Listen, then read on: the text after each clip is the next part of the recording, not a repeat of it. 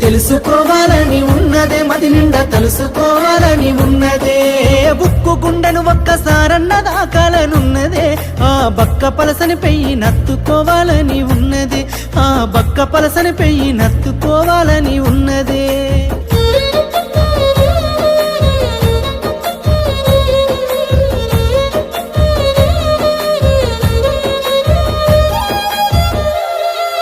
కరువుతో పల్లెలు కంట నీరు దాగి కడుపు నింపుకున్నయ్యో